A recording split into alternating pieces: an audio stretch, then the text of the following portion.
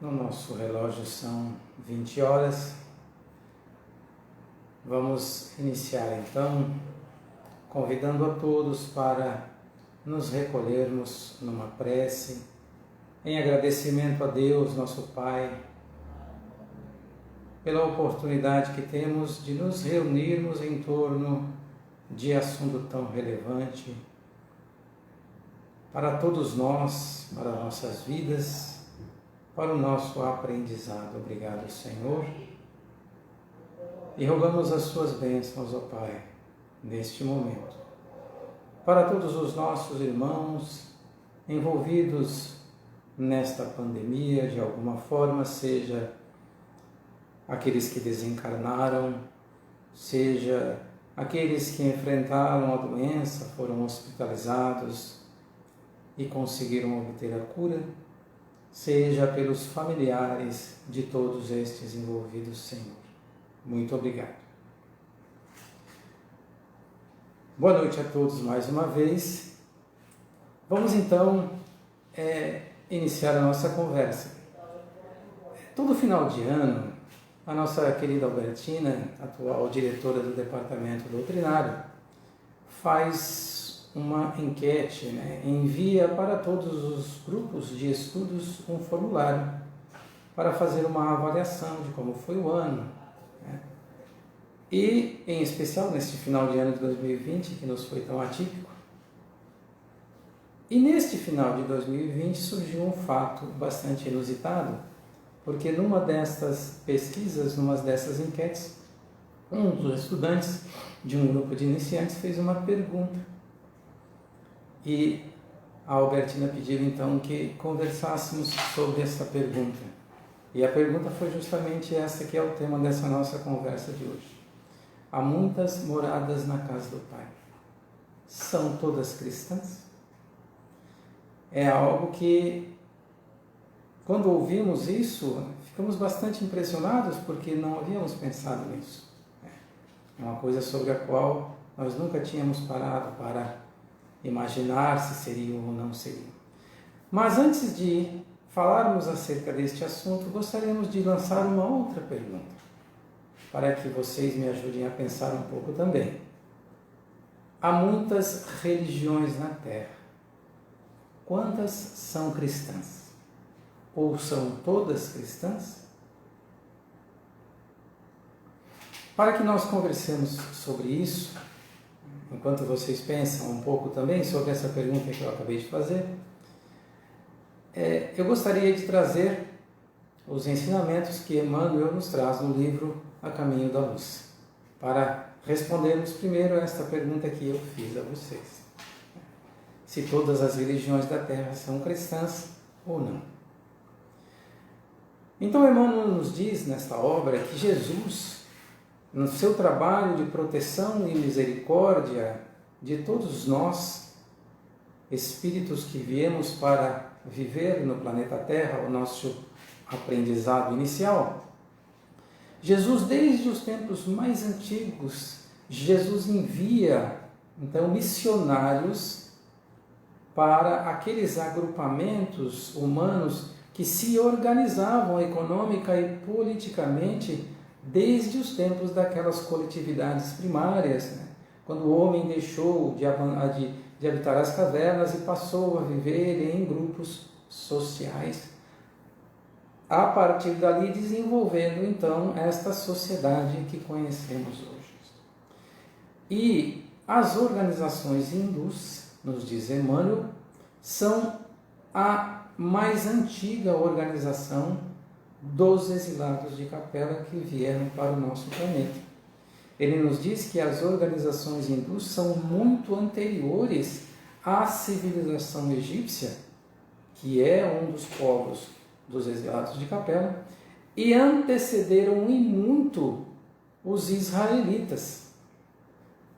As almas que vieram para esta parte do Oriente, das organizações hindus, haviam recebido então de Jesus, quando os recebeu aqui, os seus ensinamentos, a sua misericórdia, e eles guardaram isso, e isso foi colocado nos livros, aqueles livros antigos que conhecemos, que são os livros dos Vedas, uma das mais antigas obras religiosas do mundo, e também dos Upanishads.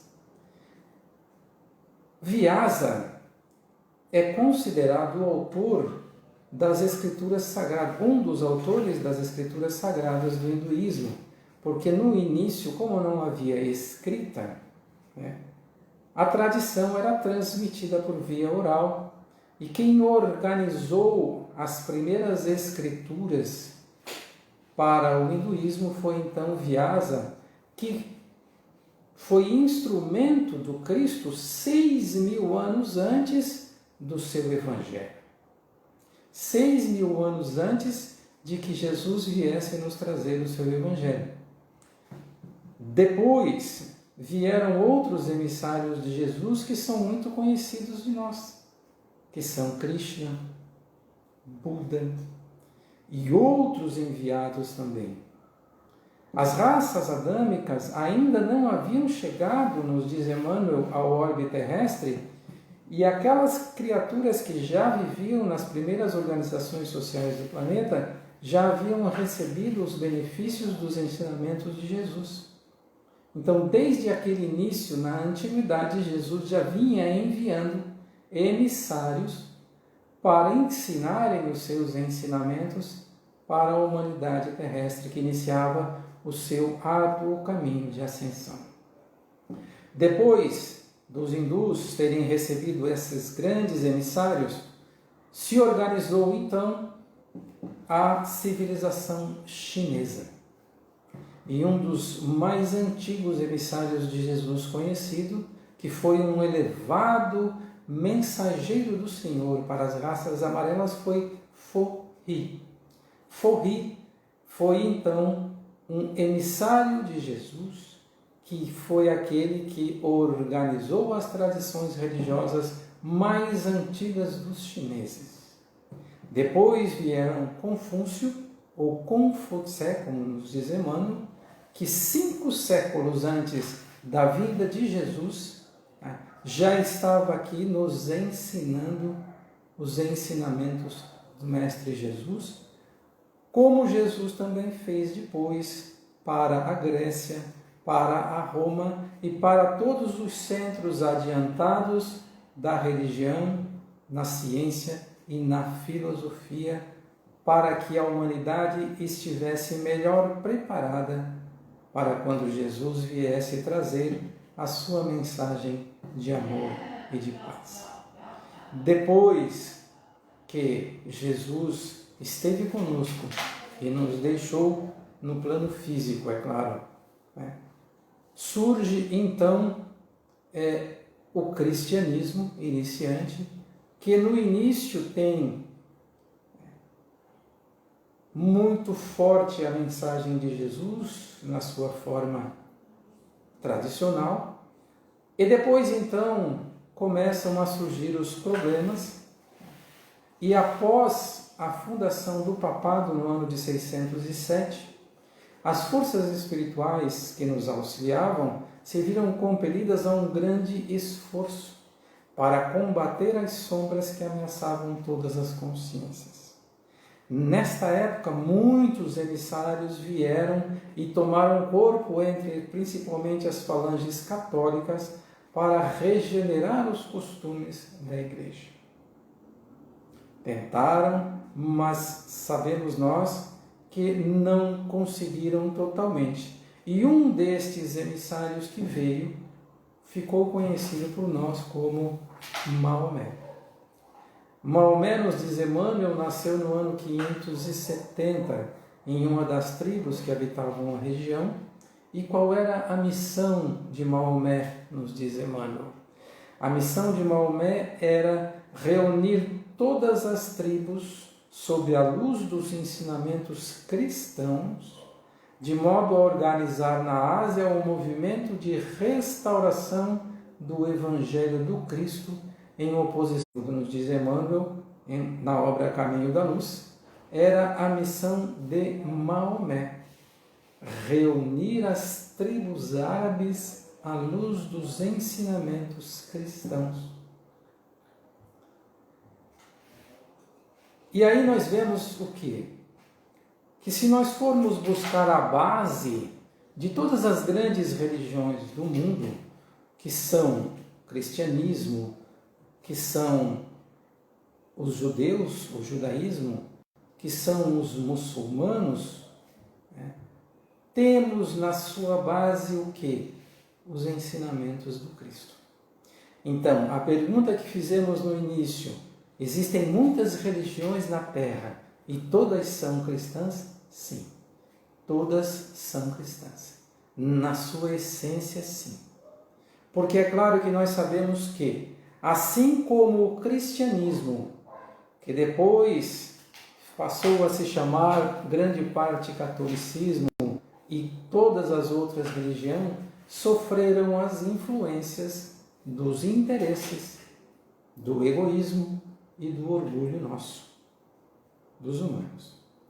Então nós temos hoje religiões que na sua essência tiveram a sua origem cristã, mas com o passar do tempo foram modificadas, foram transformadas, foram deformadas até por conta do nosso orgulho, do nosso egoísmo, da nossa ambição, que fez com que nós modificássemos muito em questão do poder, do domínio.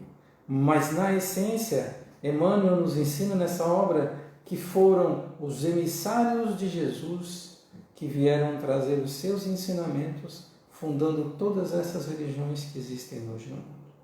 Por isso nós não temos que ter tanta preocupação, porque nós sabemos que Jesus enviou e continua enviando os seus emissários para ajudar a todos nós. E só para trazer um exemplo disso que acabamos de falar, todos nós conhecemos a figura do anjo Gabriel fazendo a sua anunciação a Maria. E olhem só esta passagem que diz assim: sou o mensageiro do teu Senhor, e teu Senhor disse que irá te dar um filho sem relacionar-te com um homem, o que para ele é facílimo. Então, o anjo Gabriel vem dizer a Maria que o Senhor vai dar a ela um filho e diz mais, que faremos dele, do menino, um sinal da graça divina.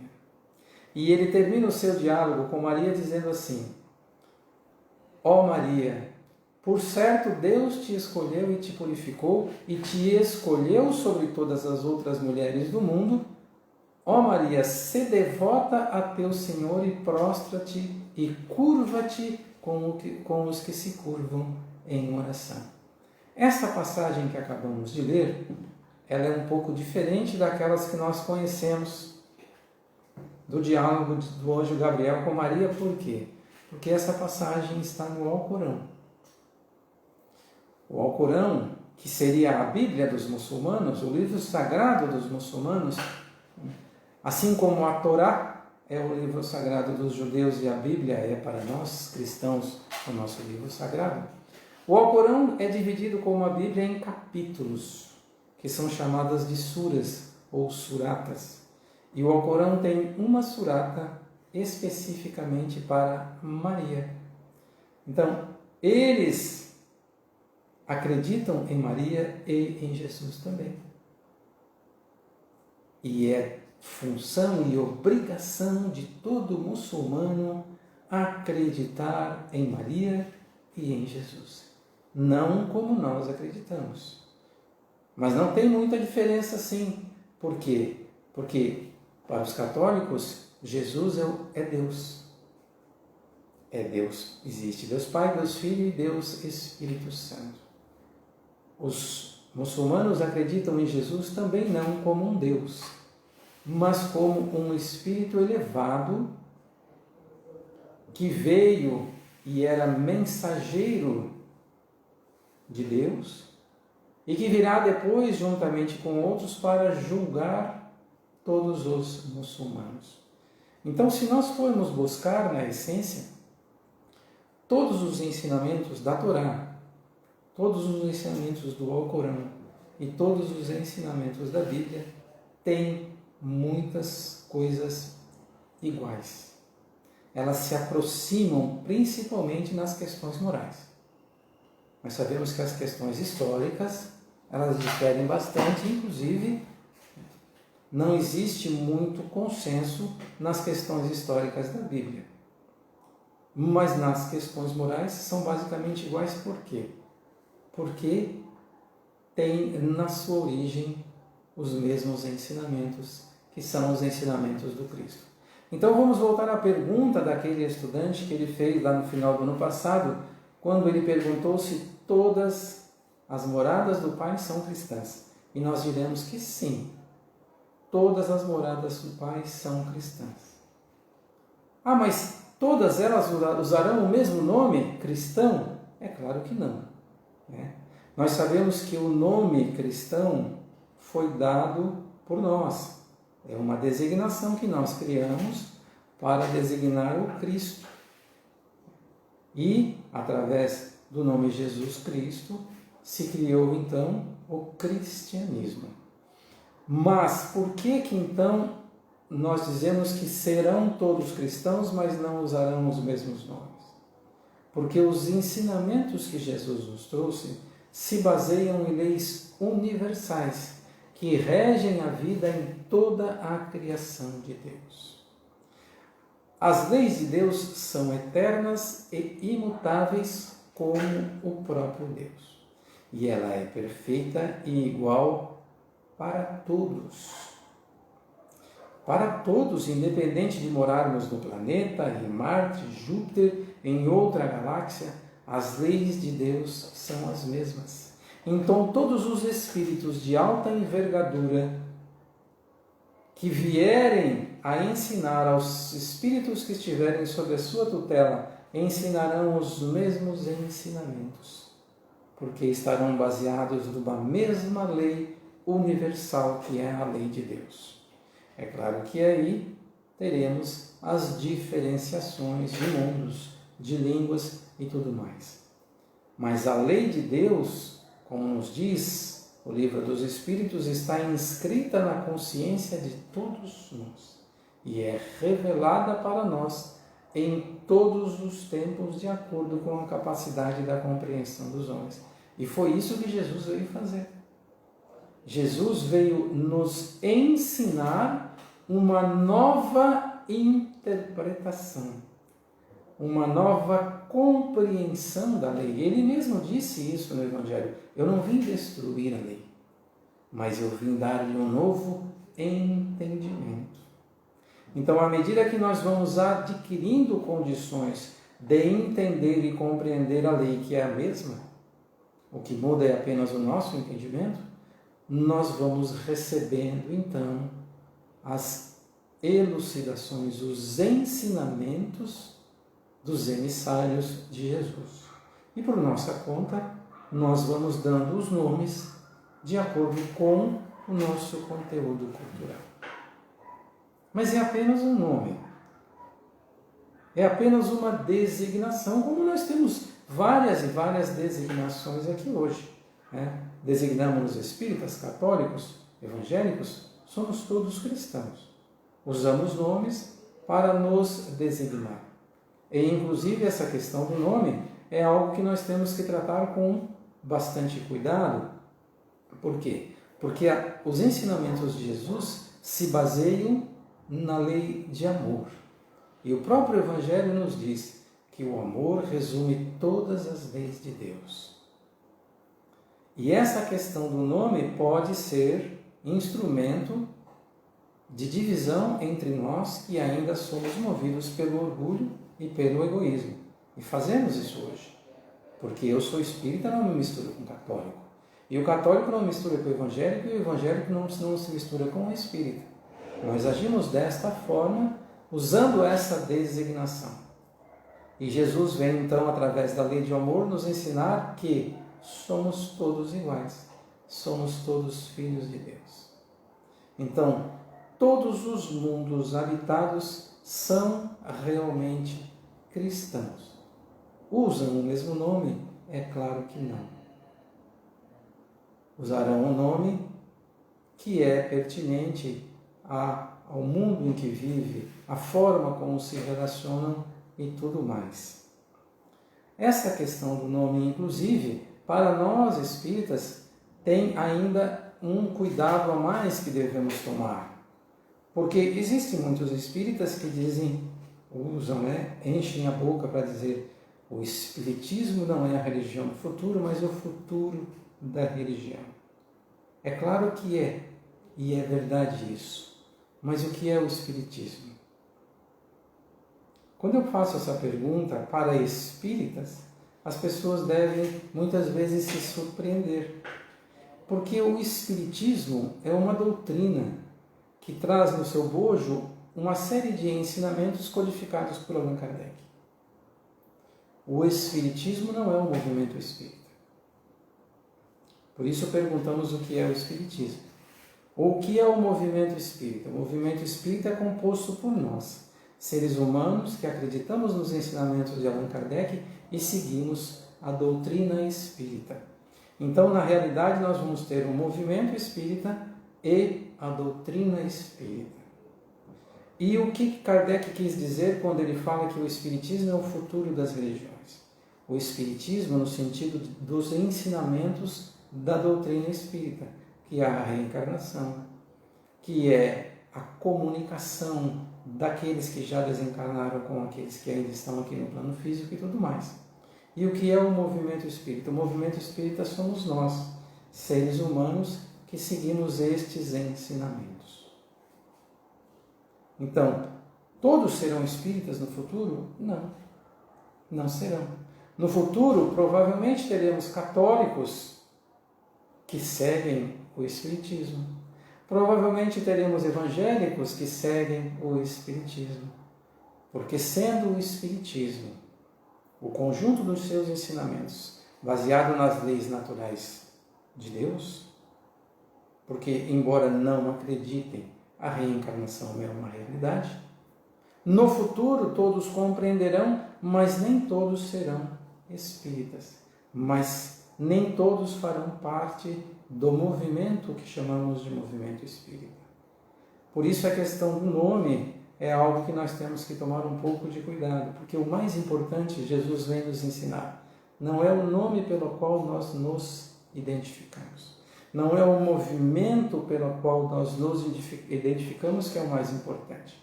Se é o movimento católico, se é o movimento evangélico, se é o movimento espírita.